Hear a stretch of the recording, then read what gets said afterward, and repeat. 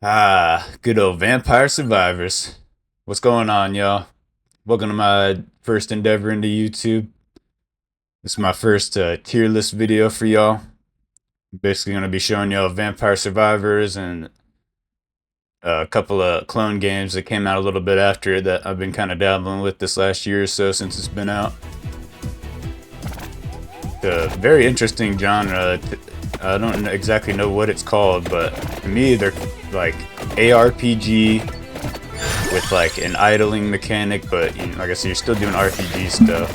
So as you see, you go from like nothing to you can just sit there and blast away the enemies. It's crazy, but it is pretty. It does get more in depth. Like each level kind of has different things to it and all.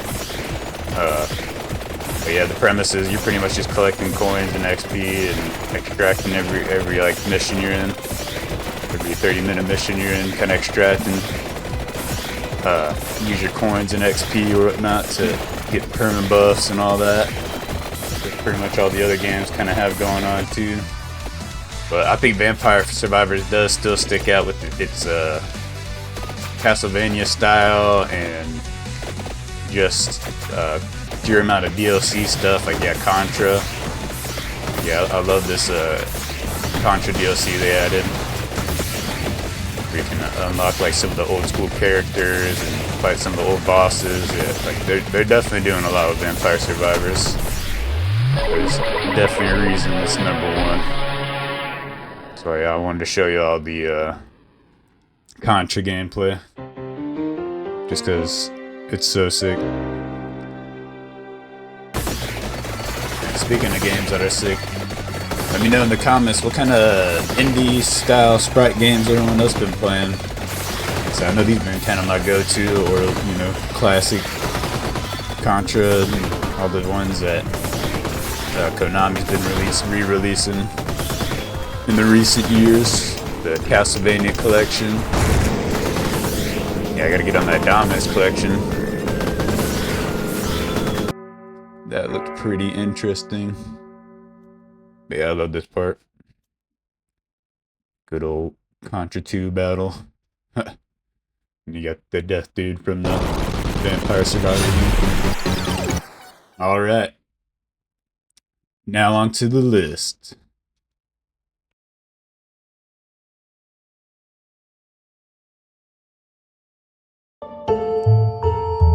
20 minutes till dawn. So this was the first, I feel like, of the Vampire Survivor clones kind of to come out after that game. Kind of copy the formula. But like I said, all these games I list are the ones that kind of do something a little different, I'll say. But this one, yeah, you choose kind of 2 weapons to choose from at the start. A sword kind of weapon and a kind of protective shield kind of thing. It gets pretty different with each different character you play and everything. It's the same deal. To unlock all the stuff, you're picking up coins and XP. And going back on every run and upgrading what you need and all that. But just like Vampire Survivors, it starts very slow. But as you see it, then it gets to something like this. And it just gets crazy. This game definitely is a little harder, I'd say, than Vampire Survivors. Like, I remember trying the demo beta the creator had at first. I think his name's Finn. And it was decent, but it was really hard. Like, you could tell he put some balance updates, or I don't know, maybe I just got decent at the game over time, but I actually did get into it. Got it like day 1 whenever he fully released the game, just because it started getting better on the demo and everything. But yeah, it's pretty legit. Every character kind of has a different thing, so I'm about to show you kind of different characters and what kind of some different stuff they can do. This one's kind of more of a magic shooter guy or something. And then this one, oh yeah, this was my favorite. So this guy is like a deer, where he turns into a deer or whatever every like, what is it, 20 seconds, and he just run through enemies without getting damaged. And he just seemed like the cheesiest character in the game, in my opinion. There could be other cheesy characters. Admittedly, I haven't spent enough time on this one, like a few hours compared to the other games. But it's still up there. It's got the quality, it's got the variety. I say they, but I'm pretty sure it was one creator, so he did a pretty decent job with it. Give me some props.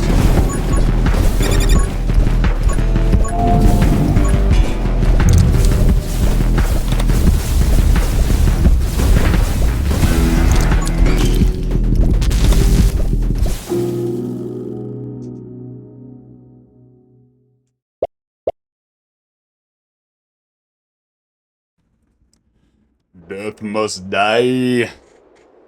Now this one took me by surprise. I'd kind of thought this is when I thought they were done kind of doing the clones, and the cheesy ones were done, should I say.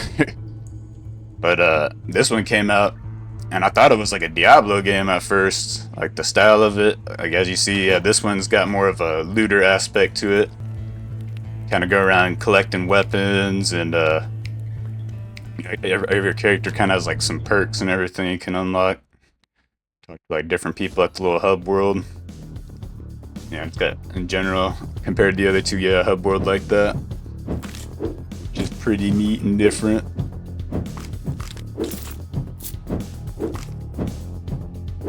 So all these on the list to me are the ones that really stood out. All the other ones are a little too bubbly, or too, I don't know, just too much of a copycat event. Like I said, they don't stand out. For I've come to guide. I see. Yeah, this game has a pretty cool system with the story. So it kind of does what's that game? Hades. Yeah. Yeah, that's exactly what this game reminds. It's pretty much a cross of Hades and Diablo for sure. And, you know, good old Vampire Survivors with the top-down ARPG style. So that's pretty much what I classify these games. Yeah, this one has pretty cool enemy variety. Like I said, they're all kind of like Diablo style, kind of, or like Castlevania-esque. So this one's like the closest to Vampire Survivors, but like I said, it's got its own unique style. Yes, overreach is. Yeah, it's got bosses just like the other games, but they're like the main kind of focal point. You basically got to kind of complete the boss in each area or something like that.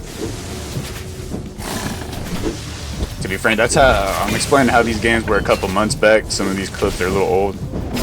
There's definitely been updates to a lot of these in the recent months. Like, they definitely like keep updated and keep things balanced and stuff with these games. Another awesome thing about this game and the way the characters are is they're definitely, like I said, Diablo-esque. You know, kind of have different slasher skills and whatnot. Like that guy had the crazy axes. She's of course like the mage chick, the elf mage, bad bitch type shit.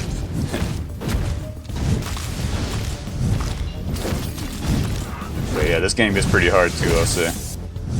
It's kind of on the level of 20 minutes till dawn.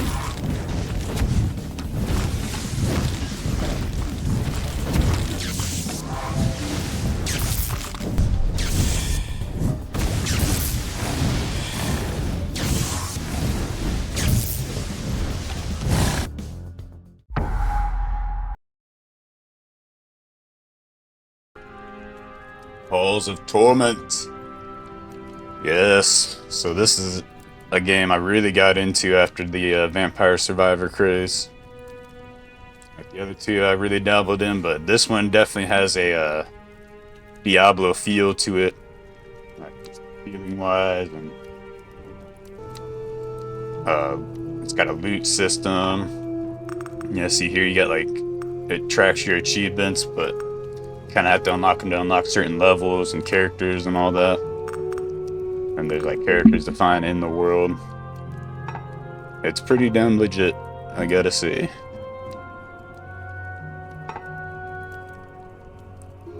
Yeah, right here I'm showing y'all the it's like the hub area, just like Death Must Die. And it's got, yeah, with this one it's got definitely more in-depth RPG kind of like systems. And then again, Vampire Survivor has that same thing. You know, it's just perma buff kind of systems, but it's still pretty cool. And yeah, in the bottom left there, if you notice for a second, there was some coins. So yeah, each run you kind of come out with XP and coins to, you know, work on your buffs. And the coins are actually, the way the gear works is you go around these levels and get random like drops from mostly bosses, and then you can only extract one gear item at a time.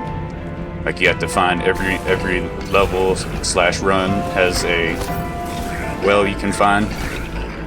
You can only extract one item. Now you don't keep that item. It goes back to this like shop dude or whatever in the menu or the hub area, and he basically just let you buy the equipment back. You can find some pretty crazy stuff. Sometimes you're gonna have to like save a lot of gold though for like the more, of course, legendary stuff. Yeah, this is another way this game stands out to me. The bosses are crazy. It's like a love-hate thing. As you see, I got whooped. That was like my second time I think trying that boss. And this is one of the other characters. I think it was like the clerk. Yeah, it's kind of got your basic D&D kind of RPG characters. Warrior, mage, monk. All that good stuff. Yeah, the progression in this game is pretty crazy, I'll say. And yeah, I'd say the archer. Archer is definitely my favorite. Top tier.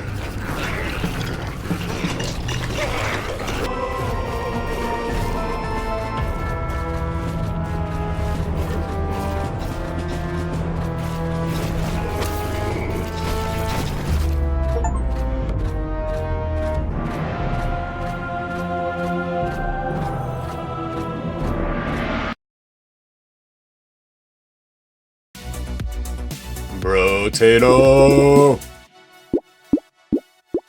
Yeah, so this one's more of a shooter actually, compared to all the other ones where they were slashers and, you know, you'd be archer, I guess. But now this is a straight up shooter.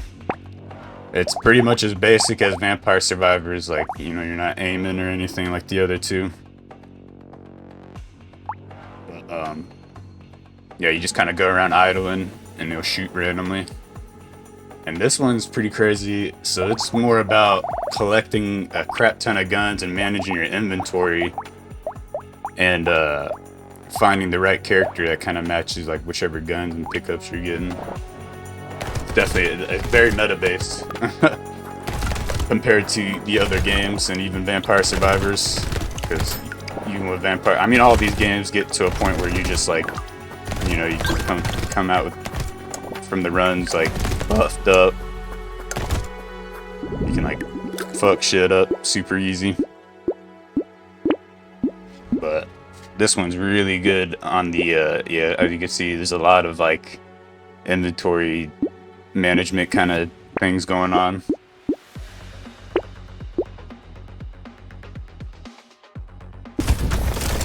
This one came out not too long ago on the Game Pass, but I remember actually seeing it come up on the Steam store. I didn't even realize how big it was. I thought I was just one of those nerds that was getting into these games. And next thing you know, yeah, this one kind of is right up there with Vampire Survivors now, I'd say. Got quite a bit of advertisement. I think I've seen like they'd be selling the potato guy or something now. Yeah, so you can just sit here and idle too. And sometimes you gotta watch your ass in this game compared to Vampire Survivors. You can do the idle thing, where you just sit back and let the magic happen, but this game gets intense fast. If you sit there, be prepared to move quick, because they nip you pretty fast.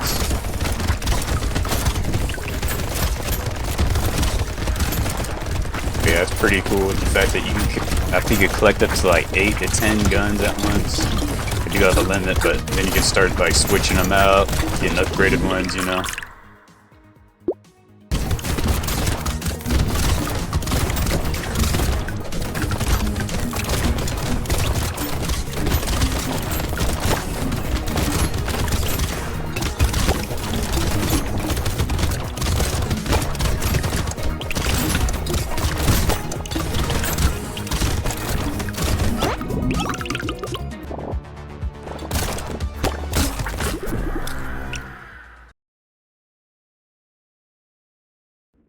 Yet another Zombie Survivors. Now this game, the name is very misleading. Just because of course you hear that title and it's like another Zombie Survivor game. Like I honestly, they didn't have my money the first like month it came out, just because I thought it was a tower defense. Even the screenshots they showed, like I thought you were kind of idling with these people in a tower defense style. I don't know, it didn't look right to me. But then I kind of looked more into the screenshots, and I was like, okay, let me try it out. And it's definitely worth it. This one, they've really been updating, really adding cool stuff. I think it'd actually be cool if they add like DLC characters from other zombie franchises. It would be pretty neat. You know, for indie studio and everything. You know, I know that takes money. But they did a pretty good job with this one. Yeah, you gotta avoid like zombie helicopters. You got stuff like the bosses. You got different kinds of zombies you're blasting along the way. Like the flies and everything. It kinda actually reminds me of like, you know, Resident Evil. Like if Resident Evil went top-down ARPG.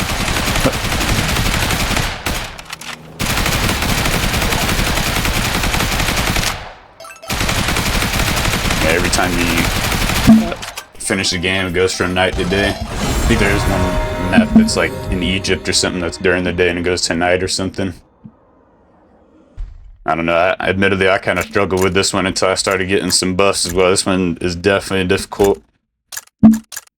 With that, and you got to kind of figure out. So as you've seen with that one, I did a solo play, so you can run the game solo and get like different kind of buffs like just by yourself, or you can go along and find the same survivors that you would be playing as, but like, you know, they're contributing, and you gotta level them up and everything. Like basically the main guy you choose is gonna be a really buffed up character, and then you gotta survive like up to 4 other characters. And I know they've added like quite a bit of other ones too. Like there's a good amount of them, like 7 of them. But yeah, they've been hooking this game up. I definitely fucked with it for a long time a while ago. Yeah, this is what it looks like when you get about like 4 survivors, or maybe it's only 3. Now that I think about it. Yeah, I think it is. I think you only build up to 3. Yeah, it gets pretty crazy. All use their different buffs you can unlock, just like the other games where you level up in the mission and get different cool powers or whatever. But yeah, I'd say this one was my favorite. That's why it's #1, because I love zombies and it's just dope.